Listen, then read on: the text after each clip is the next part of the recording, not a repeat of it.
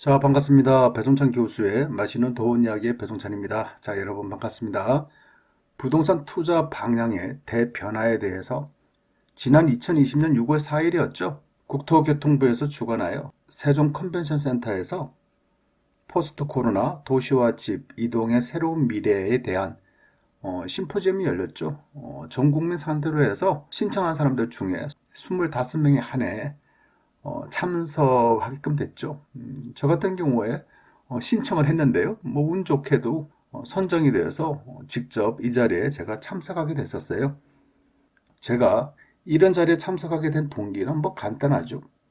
앞으로 재테크의 흐름과 돈의 흐름이 어떻게 흘러갈 것인가, 이 부분이 궁금해서 신청을 했고, 또한 운 좋게 참석하게 됐죠. 먼저 심포지엄에서의 강의 내용을 저 나름대로 간략히 정리를 해서 드리면요.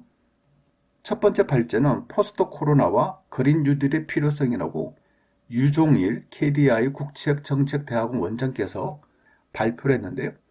경기 회복은 V자 반동이 아니라 나이키형 반등이 이루어진다라고 말씀을 하시더라고요. 근데 이 주식시장 놓고 보면 급한 V자 반등 아닙니까? 그래요.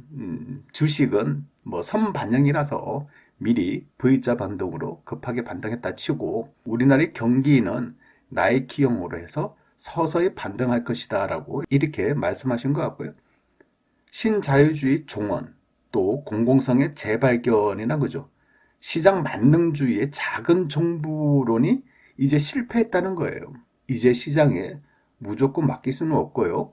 공공성과 형평성, 경제 민주화를 위하여 정부의 강력한 개입이 필요하다라는 그런 취지로 이게 말씀을 하신 것 같아요. 이 부분은 아마도요, 부동산 시장에 놓고 본다면 정부의 적극적인 개입이 가능성이 좀 높아졌다라고 말씀을 드릴 수 있을 것 같아요. 또한 그린 뉴딜로 환경을 지키면서 일자리를 창출하고 사회적 불평등을 해소를 위해 노력을 해야 된다라고 말씀하셨고요. 더 나아가 재정을 확대하고 한국판 그린 뉴딜을 하게 됨으로써 성장과 환경 보호를 같이 하자라고 말씀을 하셨고요. 두 번째 발제는 코로나 전과 후에 달라진 샛별 배송인데요. 앞으로 비대면 물류 산업이 발전할 것이다. 빅데이터를 이용한 예측 발주를 하게 됨으로써 그 회사가 급속하게 또한 성장을 했다는 얘기입니다. 이러한 이야기를 들으면서 저는 또 이렇게 생각을 하죠. 앞으로 부동산 시장을 놓고 본다면 물류 산업 관련한 그런 부동산이 상승할 것 같다라는 그런 예측을 해볼 수가 있었다는 거고요. 위기를 기회로 활용하자. 이러한 얘기는 모든 발제자분들이 뭐 비슷하게 말씀을 하셨죠. 코로나19라는 이러한 국가적 위기사항 또한 개인적 위기사항을 기회로 잘 활용하자라고 말씀을 하셨죠. 세 번째 발제는 포스트 코로나의 공간이라고 유현준 홍익대 교수가 이야기를 했는데 변하는 거 세 개가 있고 또 변하지 않는 거 세 개가 있다고 그럽니다. 뭐 우선 이 변하는 거 세 개는 종교, 학교, 주거가 이제 변화할 것 같다는 얘기예요. 공간적 개념으로 본다면 코로나19 이후 도시와 건축, 주거 변화에 대한 전망을 다음과 같이 내놨는데요. 먼저 재택근무죠. 재택근무와 온라인 거래의 증가. 그런 의미로 본다면 주거 공간은 늘어나고 상업시설 부분에 대해서는 줄어들 가능성이 증가됐다는 거죠. 따라서 비대면 물류 산업의 발전에 따른 물류 시스템을 지하 터널화하고 지상 공간은 창의적으로 활용할 필요성이 있다고 이야기를 하였습니다. 네 번째 발제는요. 국토교통 정책이 나아가야 할 방향인데요. 김기훈 국토교통부 서기관이 이야기를 하였는데 핵심은 이거죠. 언택트와 초개인화 그리고 회복력과 포용성인데 언택트 부분을 본다면 재택근무와 온라인 경제를 들 수 있을 것 같고요. 초개인화로 본다면 개인 맞춤형 서비스 증가와 집의 가치 변화가 이루어진다는 얘기예요. 또한 회복력과 포용성에 기한 사회 안정망과 강인한 산업구조의 시스템의 구축을 국토교통부에서 하겠다고 하였으며 이를 구체화된 정책 방향으로요. 5가지 방향으로 설명을 하였는데요. 첫 번째로 보면 도시인데요. 코로나 등 우리가 예상할 수 없는 그런 전염병이지 않습니까?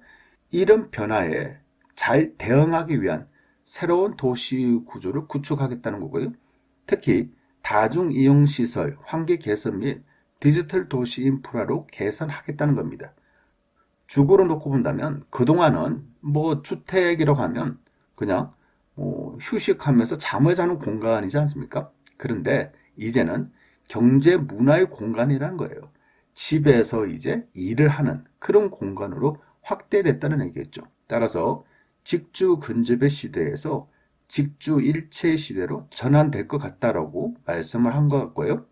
교통으로 본다면 공공교통수단의 질적 향상 및 안전화가 중시되고 개인교통수단의 증가에 따른 충족이 가제라고 하였으며, 산업으로 놓고 본다면 물류산업의 획기적인 발전, 개인의 영역에서 이제는 공공의 개입까지도 염두에 둬야 된다라고 한 것 같고요. 마지막으로 사회 안전인데요. 인간이 멈추니 자연이 살아난다는 거예요. 이제는 친환경 시대가 아닌 필환경 시대로 그린 뉴딜을 구축하겠다고 말씀을 하셨다는 거죠. 이러한 심포지엄을 통해서 제가 느낀 부분은요. 코로나19 이후 우리나라의 사회 문화 그리고 부동산이 급변하게 변화될 가능성이 높아졌다라고 말씀을 드릴 수 있을 것 같아요. 이 중에서 그냥 부동산 관련만 해서 말씀을 드리면요. 첫 번째로 본다면 개인의 이익보다는 공공의 이익을 중시한다. 즉 정부의 적극적인 시장 개입을 한다는 얘기겠죠. 이러한 얘기는 부동산 가격이 좀 비정상적으로 급격하게 상승을 한다면 정부가 언제든지 개입을 할 가능성, 이런 부분이 증가되었다라고 말씀을 드릴 수 있을 것 같고요. 두 번째로 본다면 물류산업의 발달인데요. 물류시설 관련된 부동산 가격이 상승할 것 같아요. 새벽 배송이든 당일 배송이든 택배 산업이겠죠. 물류산업이고, 그렇다면 택배 원칙은 신속함과 신선함이 중요하겠죠. 그렇다면 결국 신속하기 위해서 물류 창고들이 직원보다는 더 많이 지어지겠죠. 또한 신선하기 위해서 냉장 창고, 냉동 창고들의 수요가 더 증가될 가능성이 높아졌다라고 말씀드릴 수 있겠죠. 세 번째로 본다면 주거에 대한 인식 변화죠. 즉 집이 휴식의 공간에서 이제 업무와 휴식을 같이 하는 공간으로 변화될 수 있다는 얘기예요. 그렇다면 이왕이면 작은 평수보다는 몇 평이라도 더 큰 평수를 선호할 수밖에 없겠죠. 또한 3도 4촌이라 해가지고요. 이제는 도심에서 3일 동안 있고 시골 쪽에서 4일 동안 거주하는 이런 시대가 도래된다는 얘기예요. 결국 이러한 이야기는 도심 외곽에 있는 부동산에 그동안은 도심 지역에 비해서 가격 차이가 많이 났지 않습니까? 그런데 이제는 서서히 도심 외곽 쪽으로 부동산의 가격이 좀 상승할 가능성, 그럴 가능성이 좀 증가되었죠. 네 번째로 본다면 건축비의 증가인데요. 최첨단 스마트 도시를 구축하고 다중시설에 대해서 환기 개선이 필수라는 거예요. 앞으로 다중시설을 지을 때 환기 부분에 대한 규제를 강화하겠다는 얘기 아닙니까? 규제를 강화하겠다는 얘기는 결국 건축비의 증가라고도 말씀을 드릴 수 있다는 얘기고요. 결론적으로 본다면 그린 뉴딜이죠. 즉 환경과 경제를 같이 살리겠다는 거 아닙니까? 지금까지는 신도시를 짓는다라고 한다면 주가 아파트였다면 이제는 아파트도 짓겠지만 환경 부분도 살리겠다는 얘기예요. 결론적으로 본다면 아파트 지을 공간, 아파트의 총 세대수가 줄어들고 환경, 즉 공원이나 이런 부분이 증가된다는 얘기겠죠. 그런 식으로 본다면 아파트의 평당 가격이 어떻게 될까요?